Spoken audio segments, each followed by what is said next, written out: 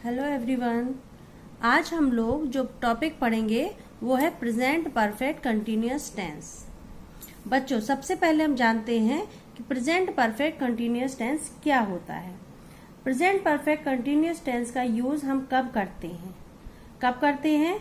जब हमें हमारा कोई भी वर्क पास्ट टेंस में किसी भी समय पर स्टार्ट हुआ हो और अभी भी कंटिन्यू चल रहा हो और उसके भविष्य में एक निश्चित समय पर खत्म होने की संभावना हो, वहां पर हम प्रेजेंट परफेक्ट कंटिन्यूअस टेंस का प्रयोग करते हैं।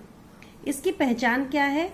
वाक्य के अंत में रहा है, रही है, रहे हैं आदि लगे होते हैं, लेकिन ये तो हमारा प्रेजेंट कंटिन्यूअस में होता है, रहा है, रही है, उसमें भी लगे होते हैं।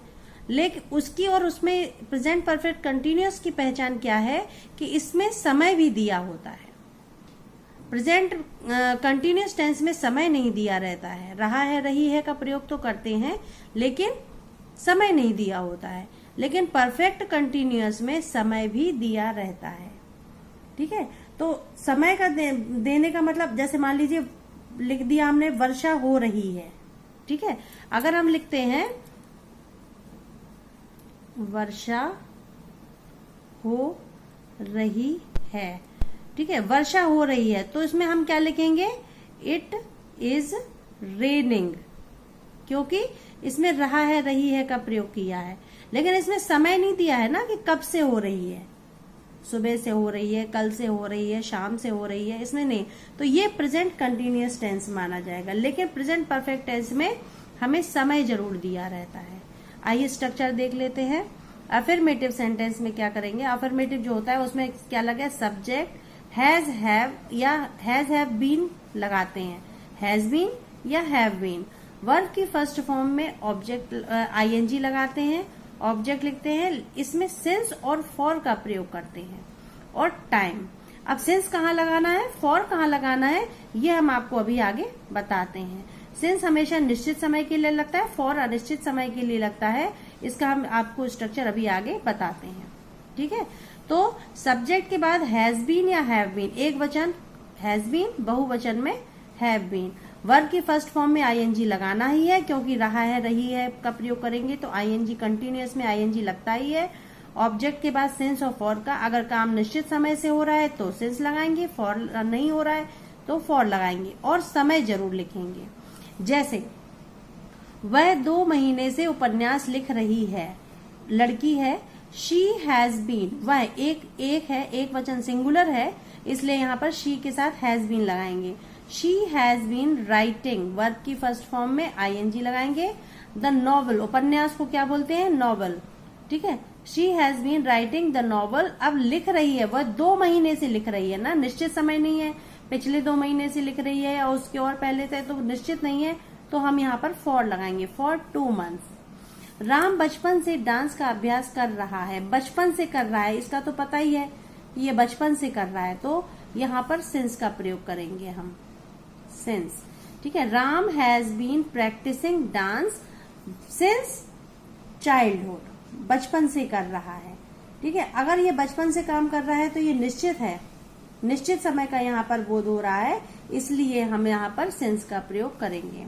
अब आ जाते हैं नेगेटिव सेंटेंस पे। सब्जेक्ट के साथ हैज और हैव के साथ नॉट लगाना है, फिर बीन लगेगा, बाकी सेंटेंस वही चलेगा। सब्जेक्ट के बाद हैज बीन और हैव बीन के बीच में हमें नॉट लगाना है, तब जाकर नेगेटिव सेंटेंस बनेगा। ठीक है, वो 2 घंटे से अंग्रेजी नहीं पढ़ रहे हैं, वे। ठीक है, वे है तो वे मतलब बहुवचन है, तो they have not been. Have been और हैज बीन के बीच में नॉट लगाना है नेगेटिव सेंटेंस के लिए, तो they have not been studying English for 3 hours या 2 आवर्स, या जो भी जितना भी समय यहाँ पे दिया है।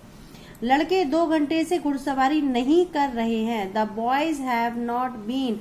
लड़के बहुत सारे हैं तो बॉयज है तो हैव बीन आएगा, तो उसके बीच में हमें नॉट लगाना है, क्योंकि हम नेगेटिव सेंटेंस बना रहे हैं। The boys have not been riding horse for 2 hours. ठीक है, अब आता है इंटेरोगेटिव। यहाँ पर 2 प्रकार से, तो एक WH फैमिली, वो हम पहले आपको बता चुके हैं, क्वेश्चन वर्ड, उसके बाद हैज, हैव, सब्जेक्ट, फिर बीन, फिर वर्ब की first form, object, since, for और टाइम। ऐसे ही अगर क्वेश्चन वर्ड नहीं है तो हैज हैव पहले लगा देंगे, सब्जेक्ट लगा करके बीन लगाएंगे, वर्ब की फर्स्ट फॉर्म में आईएनजी लगाएंगे, बाकी सेंटेंस वो उसी तरह से यूज करेंगे। क्या वह 2 घंटे से खेल रहा है, कोई निश्चित नहीं है, इसलिए फॉर शब्द का यहाँ पे यूज किया है। Has he been playing for 2 hours, ठीक है, लेकिन यहाँ पर क्वेश्चन मार्क जरूर लगाना है। ठीक, वह 2 घंटे से क्या खेल रहा है। अब क्या तो क्वेश्चन वर्ड है ना, तो यहाँ पर हमने व्हाट लगाया, ये WH फैमिली का क्वेश्चन वर्ड है, इसलिए what has he been playing for 2 hours, वह 2 घंटे से क्या खेल रहा है, व्हाट क्या खेल रहा है। ठीक है, अभी देखते हैं क्या वह 2 बजे से पढ़ रही है। अब देखो यहाँ पर 2 बजे से, तो सिंस 2 o'clock पक्का है कि 2 बजे से पढ़ रही है। ठीक है, तो क्या वह 2 बजे से पढ़ रही है, has she been reading since 2 o'clock, यहाँ पर समय निश्चित दिया है कि 2 बजे से पढ़ रही है। क्या वे सुबह से टहल रहे हैं, सुबह से टहल रहे हैं यानी सिंस मॉर्निंग। इंट्रोगेटिव नेगेटिव में क्या होगा, हैज और हैव के बाद सब्जेक्ट लगाने के बाद फिर नॉट लगाते हैं, वर्ब को पहले लाएंगे, क्या की इंग्लिश पहले लिखेंगे, फिर सब्जेक्ट नॉट बीन, फिर वही सेंटेंस पूरा वही नियम चलेगा।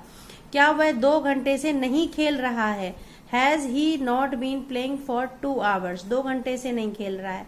अब यहाँ पे समझते हैं फॉर का प्रयोग कहाँ होता है। फॉर को बोलते हैं पीरियड ऑफ टाइम और सिंस को बोलते हैं पॉइंट ऑफ टाइम। ठीक है, अनिश्चित काल के लिए फॉर और निश्चित काल के लिए सिंस। जैसे 5 आवर्स 5 घंटे, 2 घंटे, कुछ दिनों से, 4 दिनों से, 1 साल से, 1 हफ्ते से, कुछ समय पहले से। ये अगर ऐसा कुछ शब्द लिख में आता है, वाक्य के सेंटेंस में ये शब्द आते हैं, तो वहां पर हमें फॉर का प्रयोग करना है। लेकिन निश्चित का समय का प्रयोग हम कब करेंगे, जैसे मंडे से, मार्च 2001 से, 2020 से, 1957 से, 15 सिंस मतलब तारीख दी होगी। ठीक है, सिंस का प्रयोग करेंगे। सिंस लॉन्ग पिछले समय से, यस्टरडे यानी कल से, टुमारो आने वाले समय अगर निश्चित दिया है तो वहां पर हमें सिंस का प्रयोग करना है। ठीक है, तो बच्चों आपको ये टेंस जो है प्रेजेंट परफेक्ट कंटिन्यूअस टेंस जो है, इसको आपका नियम जो टाइम का है ये आपको बहुत अच्छे से ध्यान रखना है। पीरियड ऑफ टाइम और पॉइंट ऑफ टाइम, निश्चित समय और अनिश्चित समय, ये 2 चीजें हैं। अगर आपको पता है कि समय दिया है, निश्चित समय दिया है, तो वहां पर आपको सिंस का प्रयोग करना है। अगर समय नहीं दिया है कि 2 दिन से, 5 दिन से, आप कौन से 2 दिन से, तो फिर ये चीज आपको फॉर्म में चेंज करनी होगी। ठीक है, तो ये आपका प्रेजेंट परफेक्ट कंटिन्यूअस टेंस है। इसको वीडियो को आप अच्छे से वॉच कीजिए और जितना भी समझ में आए वो समझिए। अच्छे से वीडियो को 2-3 बार देखिए और लाइक कीजिए, शेयर कीजिए और कमेंट्स कीजिए। Thank you.